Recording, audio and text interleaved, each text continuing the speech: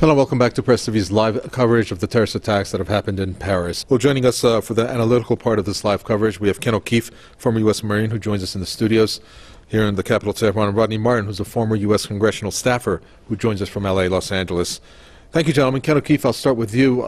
This should, I would think, be a warning signal to some of the countries supporting the terrorists in the war in Syria, in particular the U.S., Turkey, and Saudi Arabia. Yes, well, I hope actually that it's even more of a wake-up call for us to realize that we are ISIS, that the Western governments that are in bed with Saudi Arabia, who is the primary funder of ISIS, along with Qatar and other Gulf states, we not only provide the political cover and military assistance to Saudi Arabia while it slaughters innocent people in Yemen, but we also provide the cover for them to go ahead and do their dirty dealing with these psychopaths who are running around Syria and other parts of the world as well, Iraq. Let us remember that before the United States invaded Iraq, there was no Al-Qaeda in Iraq. Look at it today. Let us also remember that when Gaddafi was in power in Libya, there was very little Al-Qaeda. And in fact, now we look at it, and it's an absolute basket case full of these operatives. And we look to Syria as well as yet another example of where these problems were actually quite under control in terms of Al-Qaeda. In fact, Bashar al-Assad was assisting the United States, this is all on record, in a very meaningful way. In fact, many of the tortures that were being carried out were being done by Bashar al-Assad, or at least his regime, in order to extract information from people that we were supposedly fighting. I believe that it is beyond any doubt for any sensible person to realize that not only is the United States providing the financial cover, military cover, political cover for these terrorists through our proxies, but we've also, in pure technical sense, provided the training for these people in Jordan, and Turkey, another one of our best friends, has been shuttling these psychopaths across the country from Turkey into Syria for a long time now. So, the idea that the West is actually fighting a war against ISIS is beyond ridiculous. So what we really need to do is start realizing the fact that we are ISIS, and the reason why our corrupt, treasonous governments are carrying out these policies is because they do not represent us. They represent the bankers, and the bankers make a hell of a lot of money off of war, and more importantly, as long as we're all fighting each other, as long as we're all not trusting each other, as long as we're all simply being played as pawns over and over, then they can maintain this tyrannical system of never-ending war. So this is really the wake-up call. What has happened in Paris is us. We are responsible through our corrupt governments for all of these policies, and even if these individuals who carried this out are not directly working for Mossad, CIA, ISIS, Al-Qaeda, all the same thing, even if they did this organically of their own volition, believe me, that is exactly what our so-called governments want. That is what the policy that we've been fostering over and over. And quite frankly, if we're to look at ISIS, ISIS stands for Israeli Secret Intelligence Service. They never attack Israel, and that in itself also tells you a lot about who these individuals are. Well, some of the events there, KEEFE, that our guest Rodney Martin talks about in terms of Islamophobia being created again, or more policies to exercise against Muslims, well, maybe this is what the intent is behind these attacks, if there are any hands at play behind the scenes of some of the countries involved in this so-called war on terror. Well, indeed, that's the case, and it's just more of the same now, isn't it? Now, I'm a non-Muslim, and I am angry at the way Muslims have been portrayed around the world. I have lived in Muslim lands, and I have experienced some of the greatest hospitality and generosity that you will ever experience, and yet Muslims in general are being associated with this monstrosity, this most recent monstrosity known as ISIS, which again I say is Israeli Secret Intelligence Service, and also Al-Qaeda previous to that, Al-Nusra Front. All of these things are intended to smear Islam as a whole, 1.8 billion people on this planet, to associate them with this sort of madness, when in fact it is us in the West that are creating this stuff, funding it, very much protecting it. In fact, America has been providing air cover to these psychopaths in Syria and Iraq largely, and we see that when Russia comes in and actually does something constructive, look how long many of these men are shaving their beards and running off with their heads, tails between their legs. It is really, really, really disgusting that people have been conned into thinking that Muslims have anything to do with this. And let us harken back to the original incident which has caused this madness known as the War on Terror.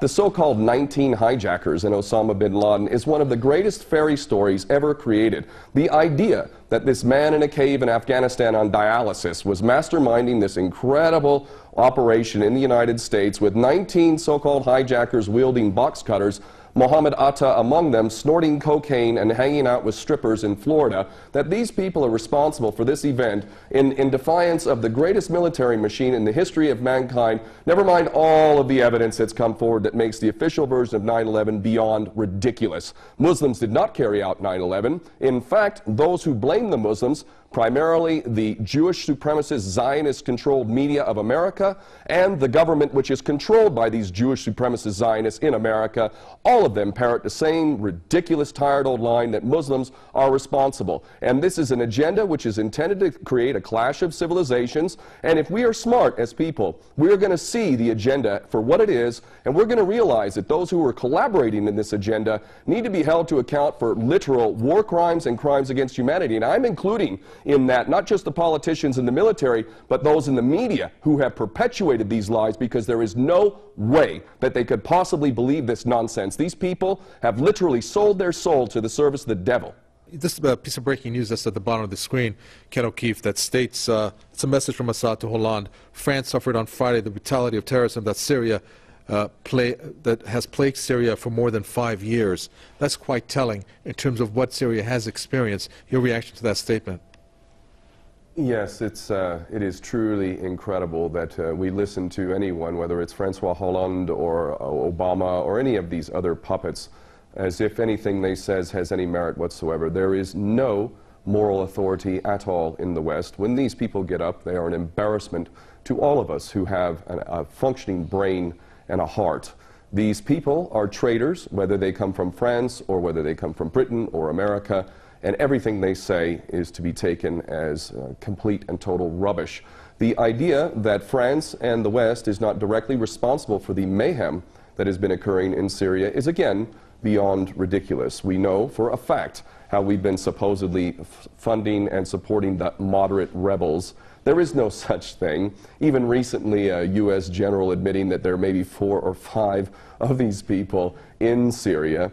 The entire policy is intended to create havoc in the Middle East, and it is extremely important that people around the world begin to fully comprehend that these policies that are being carried out in the Middle East are actually not failures.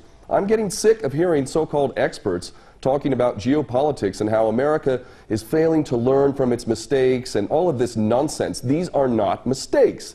These are intentional policies to wreak havoc, to sow the seeds of sectarian hatred. Again, let me cite the fact that before we took Saddam Hussein out in Iraq, there was no Al-Qaeda in Iraq. Also, when we played this game in Libya, there was no such thing as ISIS and all of this madness that's going on in Libya today. Syria, again, while it had its problems, and it certainly had its human rights abuses, most definitely did not have the problem that it has today. Every country that we touch by Western policy, every country that we touch in the Middle East is full of these monsters. Let's look to Iran, the country that we claim to be the biggest threat to everyone, the Israeli Jewish supremacist agenda, which constantly tells us that Iran is the big threat to the world and that it wants to wipe Israel off the map. Let's look at Iran. Let's look how many attacks by Al-Qaeda and ISIS are occurring here. Let's look at how Iran has been fighting MEK, a true terrorist force that has killed over 20,000 people in the last 20 years or so. This nation is fighting terrorism legitimately. It has provided sanctuary to Jews and Christians historically over the millennia. It has not indulged in any war for hundreds of years other than the imposed war in which we forced with our attack dog Saddam Hussein, and yet we are being told that Iran is the threat. Here I sit in Tehran, and I can tell you the threat from ISIS is next to none. And the reason why is because Iran is not a player in this nasty game in which Saudi Arabia, Qatar, other Gulf states, Turkey, Jordan, ourselves, Britain, France, all fund, train, support, and ultimately are responsible for these monsters running around in their latest branded name, ISIS, which I will repeat a third time stands for Israeli Secret Intelligence Service. We're going to end it there. Thank you so much for that. That's Ken O'Keefe, former U.S. Marine, here in the studios with a statement.